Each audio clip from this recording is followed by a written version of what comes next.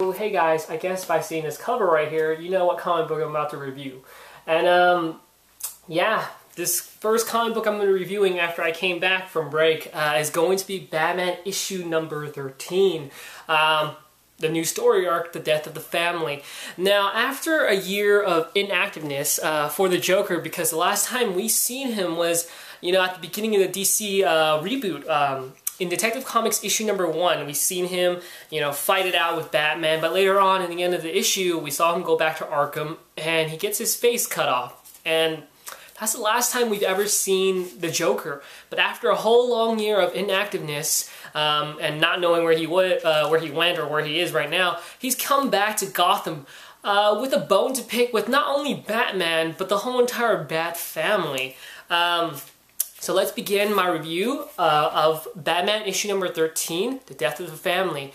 Now I want to start off with a summary of this issue just to give you an idea what's in this issue. I know a lot of people might have, already read this, but for people who, haven't read this and are just still skeptical about picking it up, but, I don't know why you shouldn't be skeptical about it, because this is actually one of the most biggest, I think, story arc that is being talked about right now. It's about this whole Death of the Family story arc. I think a lot of people are talking about it. A lot of people are interested, and people are picking it up, by the bundle or by the bunch. But yes, so we open up with Commissioner Gordon and Harvey Bullock. They're just talking on a rooftop, talking about these omens that have been going on, like a two-headed lion being born, the rain, and they're saying that maybe there's something bad that's about to come. And they head back into the Gotham Police Department, and later on we actually see a flower caravan, or I think this is a flower caravan, or just a catering business, but this van pulls up to the GCDP, and it says on the sides, "Forget me not," and we see a foot, stick out, meaning someone's, gotten out of the car, and he's headed into the Gotham Police Department. Now, as he enters the Gotham Police Department, we see Commissioner Gordon talking to some of the police officers that work there, and later on, the power goes out, the lights go out, and it's all super dark, but we hear this, well, in my mind, you hear this cynical laughter, or some kind of really just creepy voice in the darkness, and this person is basically taunting Commissioner Gordon. And that person is, of course, the Joker. He's taunting Commissioner Gordon, creeping him out, like saying, like, "I've stalked you. I know where you live. I sleep under your bed when you don't notice. When you fall asleep, I'm actually underneath there, watching you as you sleep." Like, he's just trying to taunt him and trying to creep Commissioner Gordon out, making him feel like he's not safe. And as the Joker is doing this, he's killing off every single police officer that's in the room with Commissioner Gordon. And he's not even laying a finger on him whatsoever. And in this moment, Commissioner Gordon's panicking. He has his gun out, firing randomly. I think he fires a couple rounds off. But he's scared. He doesn't know where the Joker's attacking. He doesn't know if he's going to die or not. And in the end, the lights switch back on, and Batman's there to, I guess, comfort Commissioner, or to see if everything's okay. And as he sees the distraught Commissioner Gordon and the many bodies laid on the floor, Batman's realized that he's got a lot coming towards him later on in this issue. Now, he goes back to the Batcave to discuss what has happened at the GCPD, telling Damian and Alfred that now the Joker is finally back, and he's basically telling the whole Bat family that, be safe, okay? Be careful, because the Joker is back, especially with Batgirl, because, Batgirl got shot and paralyzed by him. Now, as he's basically discussing the whereabouts of the Joker, or how he came back, or what's been going on so far, a broadcast comes on, and we see a man dressed up as the Joker, but he's pronouncing that he's going to kill the mayor, that the mayor is not safe, that he's going to be the Joker's next victim. And later on, we see a gun pointed at his head, and he gets, shot point blank in the head. And Batman realizes that this is the first crime or murder that the Joker has committed. And this was killing John Cartridge, the son of a late, I think, Henry Cartridge, or I forgot his name. I think it's Henry Cartridge. But yeah, the Joker's reenacting his, first kill, his first murder, and the first time the Joker toxin was actually ever released. But he did not kill John Cartridge with, the Joker toxin. He, shot him in the head. So things are being, implemented differently this time around. So now Batman goes out to, try to protect the mayor with Commissioner Gordon. Commissioner Gordon has set a whole fleet of officers inside the mayor's office to, secure him because, having him inside alone by himself is still dangerous. There's bulletproof glass, everything's set up so, the mayor is safe, that the Joker possibly cannot get to him. And while that's going on, Batman is, of course, near the premises in an elevator, checking the status of the mayor and everybody else in the room, seeing that everything's okay and safely secure, that the mayor won't be able to die. But seeing it as it is, he realizes that the Joker is doing everything differently now. His first murder was differently. He's implementing everything just so drastically big and different. And he runs into the office and sees the police officers all frowning and all dying before Commissioner Gordon and the mayor and Batman. He realizes that the Joker has laced the police officers' clothing with some toxin and the floor at the same time, chemically reacting to it and basically killing all the police officers in the room. But the mayor and Commissioner Gordon and Batman are safe for now.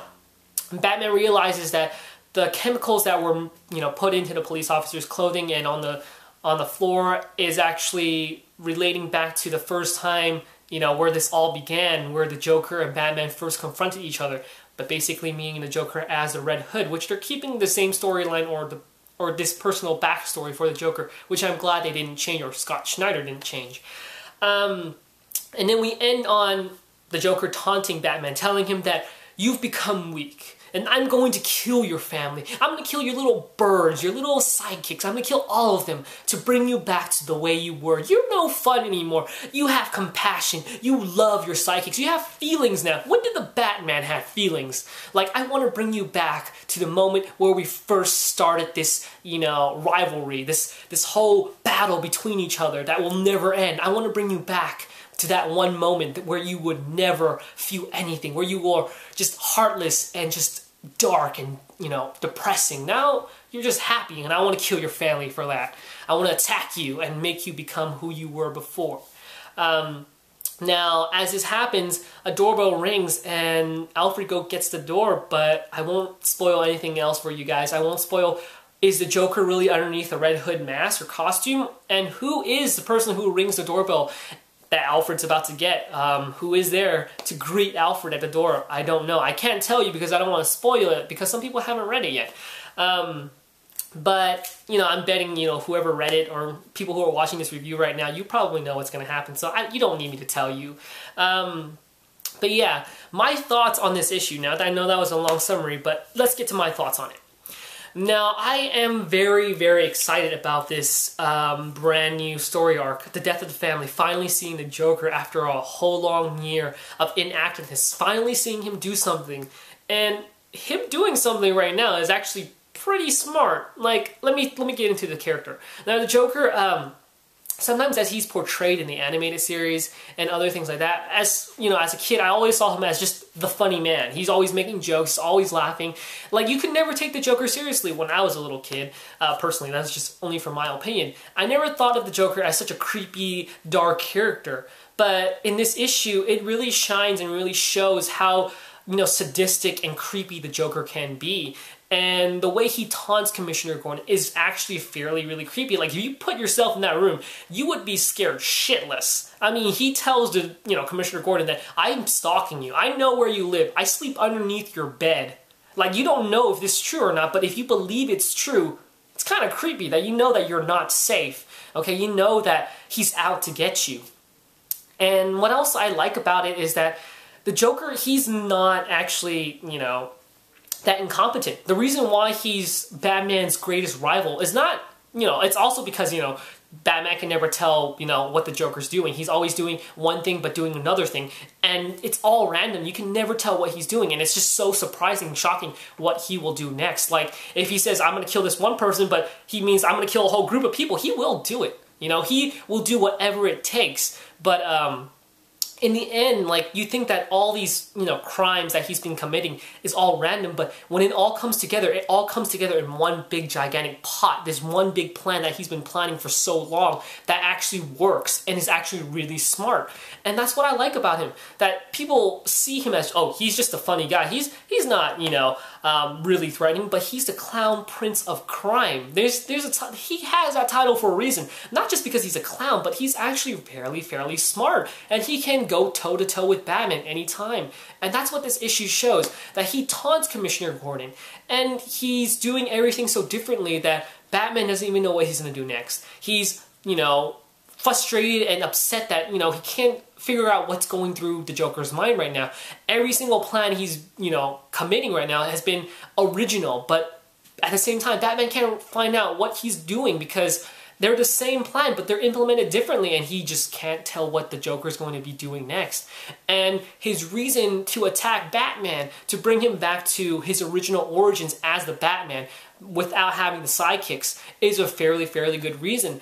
And that's what I enjoy about it, is that his plan isn't just like, oh, I'm just gonna, you know, I'm gonna kill you because you've been thwarting my plans for so long. You've been a pain at my side. No, the Joker wants Batman back. He doesn't want to kill him. He can't live without the Batman, you know? And that's what proved in, you know, the Dark Knight movie, but at the same time, this proves the same thing. He can't live without the Batman. The Batman and the Joker cannot live without one another. And the Joker doesn't mean to kill Batman. He only means to kill the whole entire Bat family. And he's done that before, paralyzing, not Commissioner Gordon, paralyzing Barbara Gordon, killing Jason Todd. In Batman Beyond, he's, you know, turned Tim Drake into a mini Joker. I mean, that's not canon, but I mean, come on, he's done some pretty messed up things to the Bat family that has greatly affected the sidekicks themselves and Batman. And that's just generally what I like about this issue, is that you see Batman frustrated. He doesn't know what's going on, and you do see the Joker shine, that he's creepy, he's sadistic, he's smart, and that's just so amazing. That's what makes this issue shine as a whole. This isn't about Batman. Well, this is, but this is about the Joker himself and his personal reasons